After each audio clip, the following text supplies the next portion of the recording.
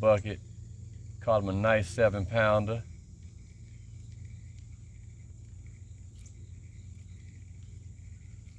And I tell all you guys, anybody who want to fish or want to challenge me fishing,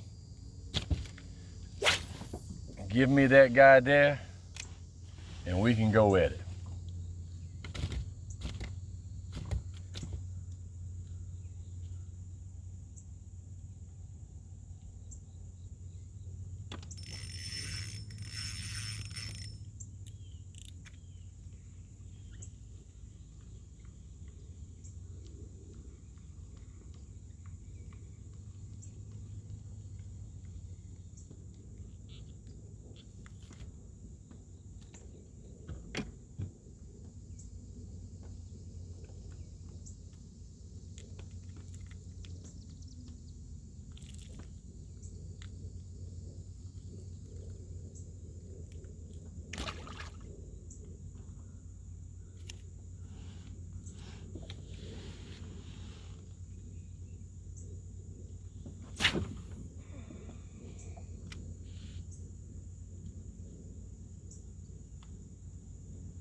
I'm gonna switch over in a minute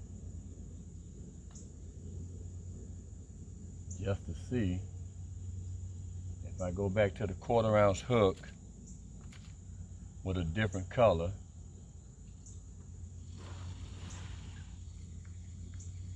what I'll catch.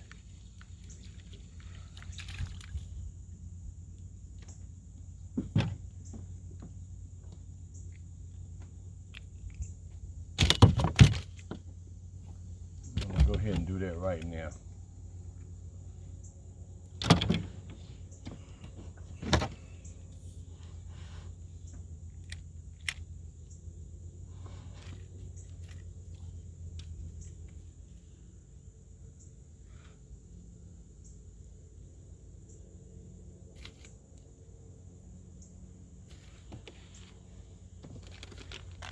This is going to be interesting because I'm going to use that Tennessee blue.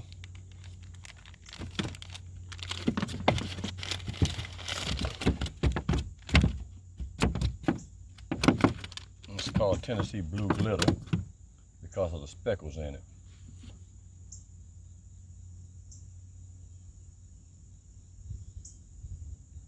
And I might put this on here and catch nothing but brim. But I'm getting ready to find out.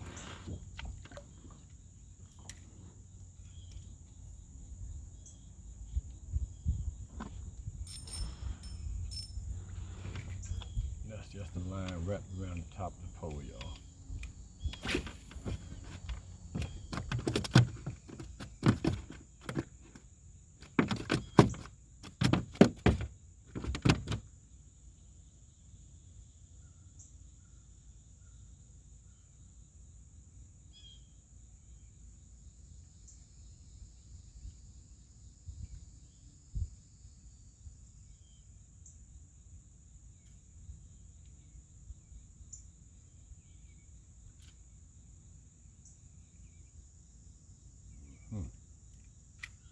Self-explanatory, no action from the tail because the tail is caught up in the hook.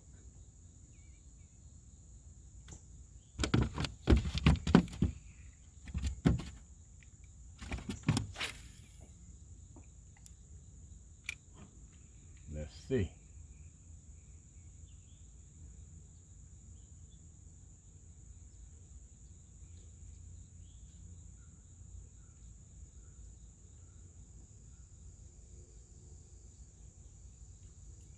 My first strike and a miss.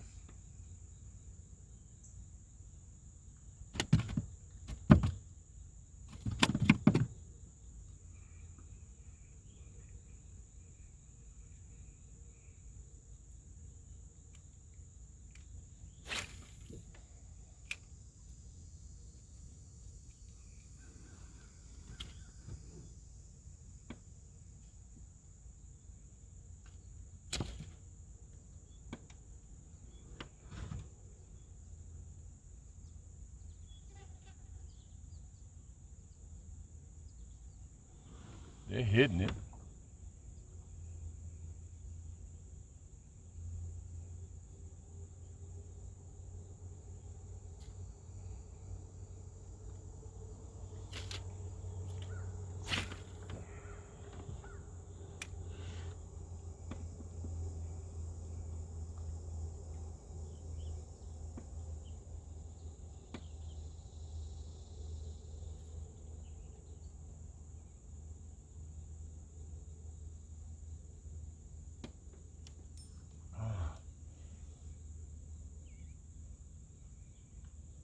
Felt good.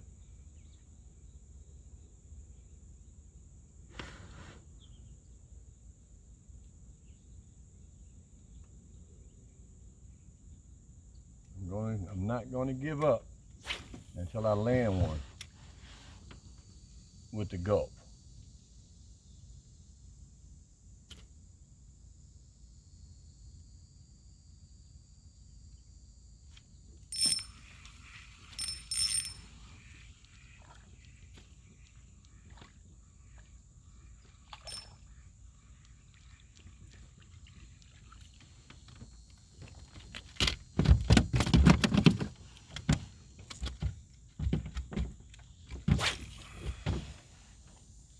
This one here, because it's heavier, if I let it get down a little bit, fall a couple of feet, I get more action.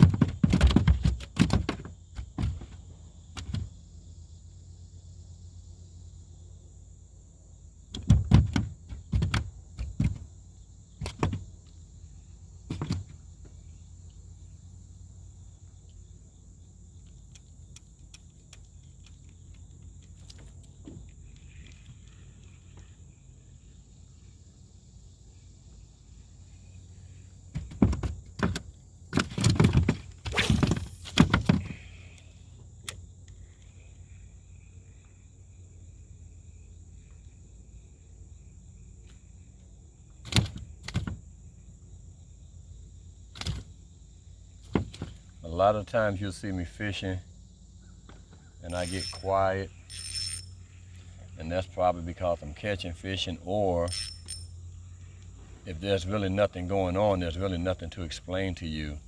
I can't tell you why I'm catching fish or why I'm not catching fish. That's a nice size crappie, you know. And it may be for the simple fact that the area that I'm fishing in, fish may not be held up there, you know, in that area.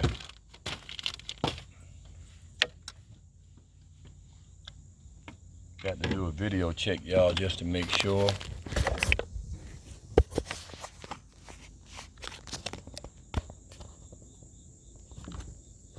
We still up and running.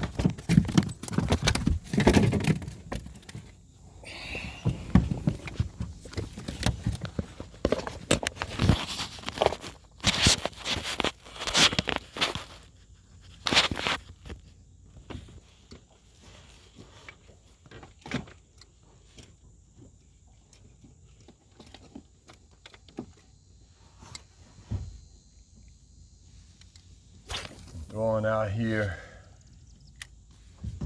and let me get down there a few feet. As I start my retrieve, I'm getting very good strikes.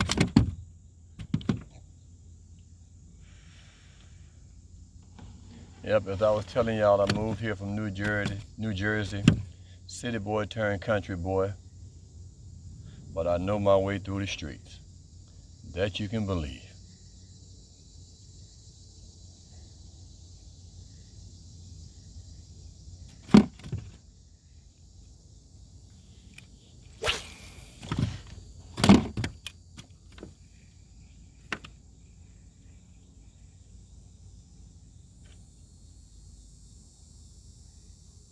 strike and a miss, another strike, another miss.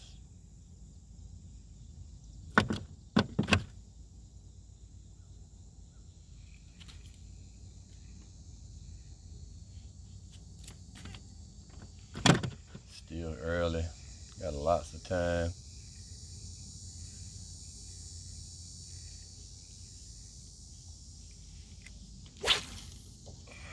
I should have called my nephew this morning, but I just felt like I just wanted to get up and go today. But I'll give him a call for the next two. Thursday, Friday. He like me, he can't stay off this water now. Changed his life, introduced him to fishing, gave him a different peace of mind, taught him how to think.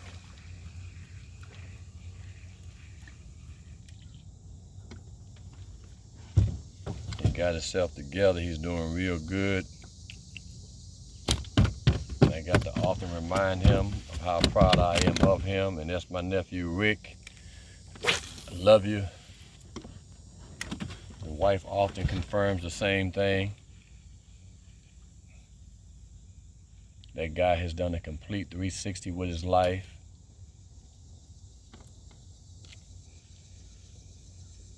Took him out of nonsense and exposed him to good sense.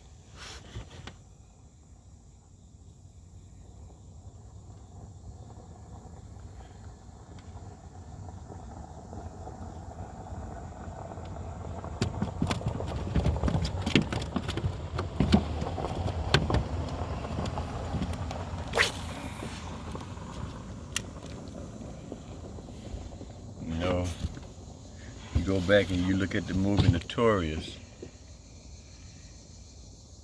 and the best line in the movie was, you can't change the world until you change yourself. And you really do have to make self-adjustments. And I often try to tell people knowledge of self is better than knowledge of anything else. If you know yourself, then you know what you're capable of doing or not doing.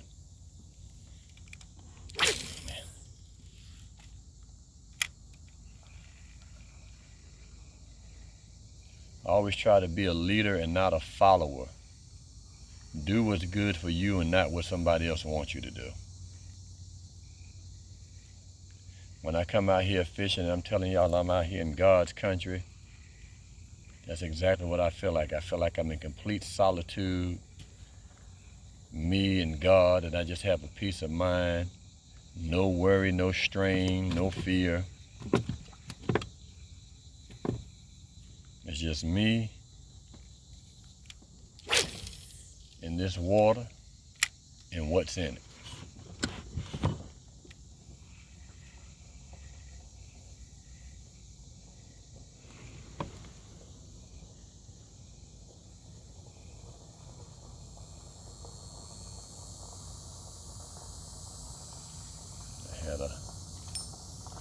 I can tell when they holding it.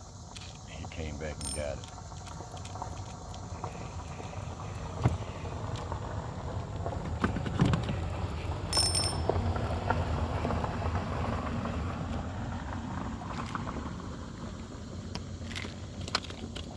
That's a decent sized crappie there.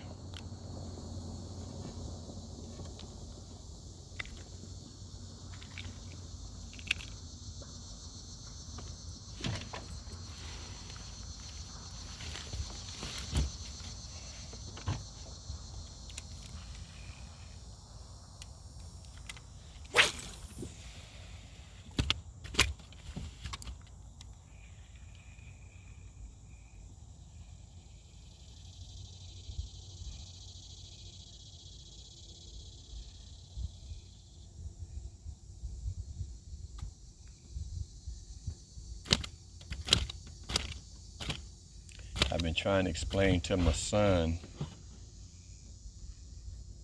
responsibility, choices, and decisions. You know, me just like everybody else out there that's looking at this video and listening to me, we go through the same dilemmas. Every morning we get up, we go to a job. When we go to the job, because we know we got things we need to take care of. Well, the kids don't seem to understand that us as parents, we have the same dilemma. We don't want to get up and go, but we got to get up and go. And then they start looking at like, well, you know, I don't want to do this and I don't want to do this, but yet they want to possess everything, but they want to pay for nothing.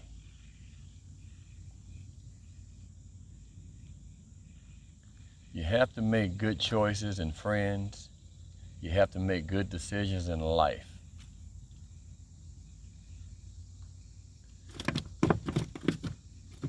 You know, you have to select people who are going to support you and push you to do things positively.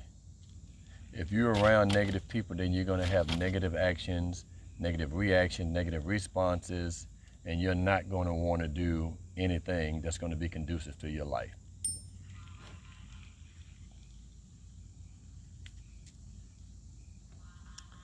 I heard a football coach tell my son and the rest of the team, and he was 12 years old at the time,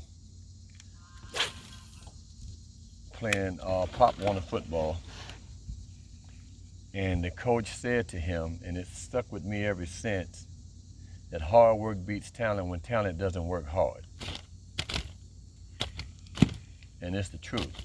We got a lot of kids out here who can be the greatest athletes in the world, or who can become some of the greatest athletes in the world. But they have no desire, because right now they're just content with being good at the playground. You know, you don't want to go to school and put forth the effort or do your part in the gym or the work that's dedicated to the sport that you want to play. You just want the position to be given to you. Or you have other friends telling you, oh, no, this ain't what you should be doing. You know, then I took them to enrollment at A&T. And the speaker said to everybody there, whatever you want to become, you can become, if you surround yourself with the same type of individual. And what he meant by that was, if a person is going to school to be a lawyer, then you should hang out with other people who are aspiring to be lawyers. If you want to be an engineer, you hang out with engineers. You know, whatever it is, a business major, a doctor, whatever you're going to school for, associate yourself with people who are going to push you to thrive towards what it is you wish to become. You know, because if I go to school and I say I want to be a lawyer, but I'm hanging out with a friend who just wants to hang out, more than likely, I'm not going to become that lawyer. I'm going to become someone who's just there taking up space. So again, when I say responsibilities, decision, and choices, you have to know which direction your life is headed in.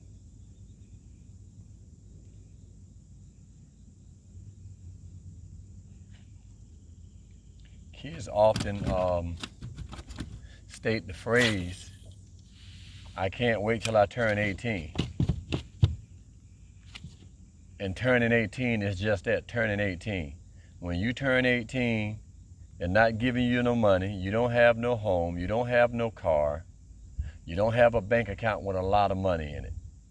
You're just 18. You want to be at your parents' house and do what you want to do, but again, you're just 18. But when your parents cut you off, you find out that being 18 is just being 18. Have a purpose in life. Set goals. Follow the goals. Do whatever it takes to meet those goals. Because again, just like you, your parents are too. A lot of us wake up and don't want to go to work, but we have to go to work. We have responsibilities to you as well as to ourselves.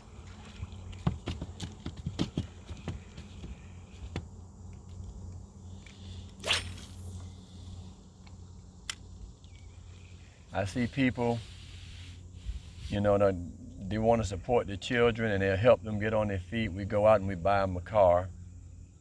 We sign for the car in hopes of the child is going to be responsible.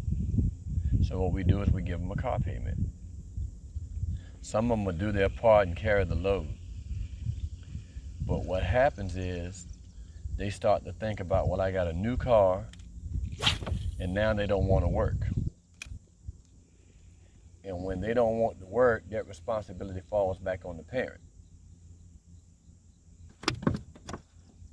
So learn from this, this video if you're watching me, that be a parent before a friend. We're not here to be friends to our children. We are here to raise them so they can become better people and great parents, as if you are a good parent. If you were good to your kids and you teach them the right responsibilities, and it trickles on down through the bloodline. Now, can't say that if your child turns out to do something wrong that you did something wrong, because for the most part that's not the case. We can teach them, we can lead them, but we cannot guide them. We can put them on a path and show them the direction that we want them to go. But if they choose to go in the opposite direction, it's not bad parenting, it's bad choices.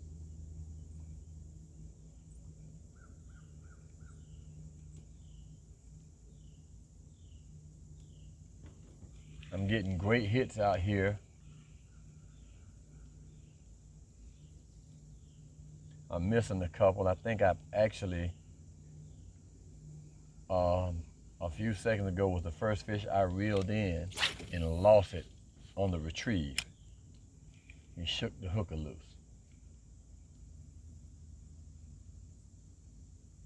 And the other thing that goes along with the statement that I was making, don't be afraid to tell your family and friends no.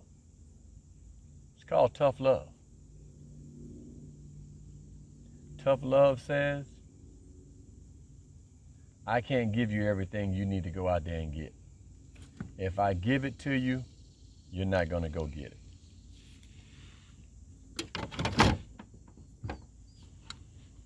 The Bible says, give a man a fish and he'll eat for a day. Teach a man to fish and he'll eat for life.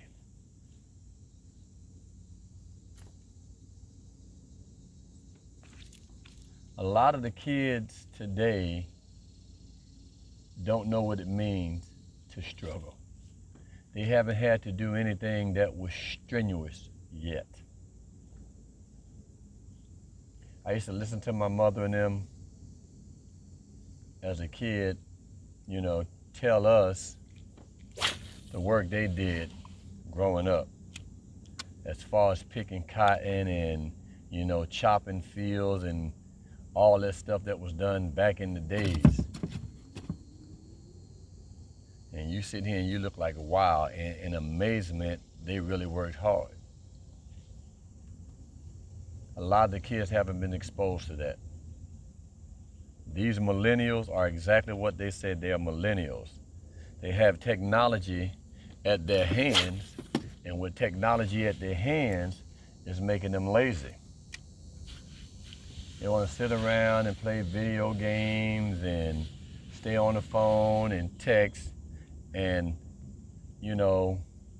what that is taking the drive out of them. I moved here, like I said, back in the 70s, and I had no idea what tobacco was coming from the city. I didn't have to, but I wanted to get out there and I worked.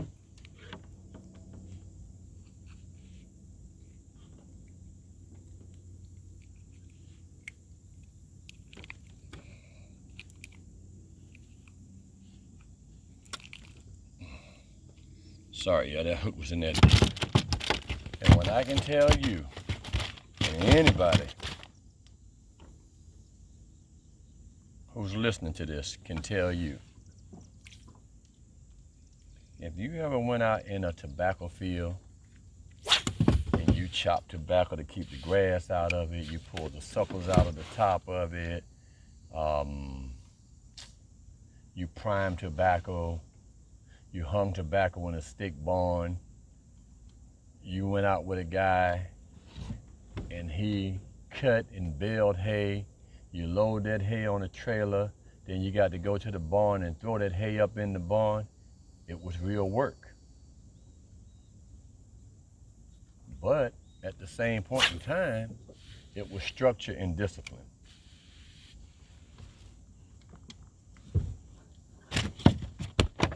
Yeah, there were plenty of days where I had to fight through the hay field and the tobacco field with my allergies, based on ragweed and just grass pollen in general. But I did it. By the time I was 17, 18 years old, I was on my 5th car, and that's no joke. Because I had the desire to want to go out and get something. Most of the kids don't have that desire today. So as I'm saying in this video while y'all watching me, parents, teach your kids to work. Teach your kids what it means to struggle. Don't be afraid to tell your kids no. Sometimes what you take from them makes them appreciate a little bit more, so they'll go out and get it and acquire it, and it can be their own.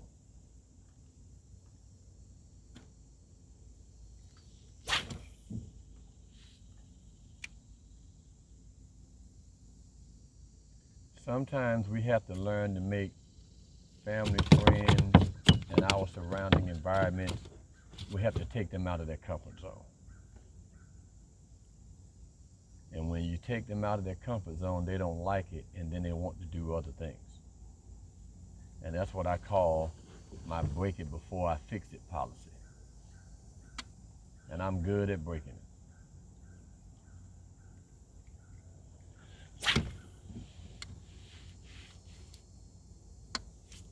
So what I'm finding out now, I'm back on my fishing, is that the fish are biting a little deeper on that fall like I was doing earlier. I discovered that when I was using a 1/4 ounce jig. When I let it fall, I had more strikes at a depth that was a lot deeper than the one I'm using with the 16th ounce.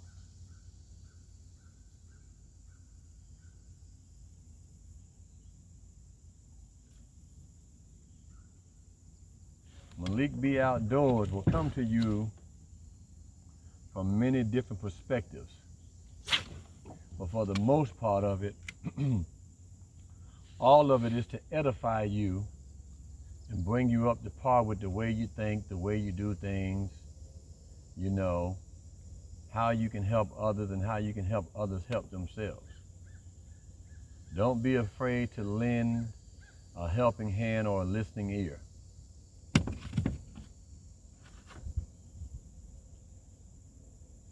Because you may just be helping and saving somebody's lives with the things that you say and do.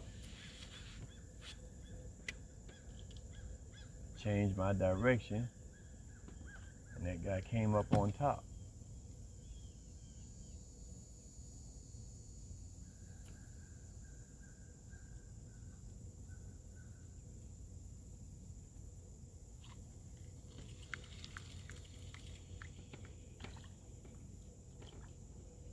Trying to shake that hook. I don't want him to shake that hook.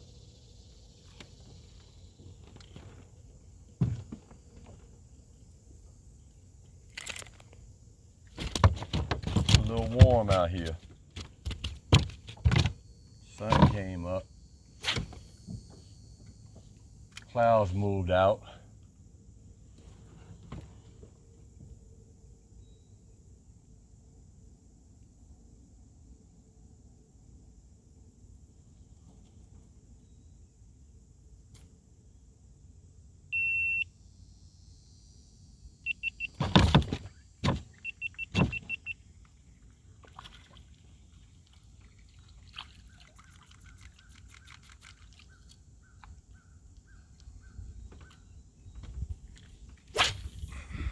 GoPro died.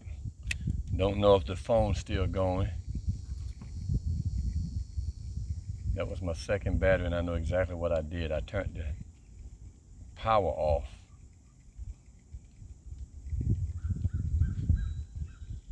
On the box.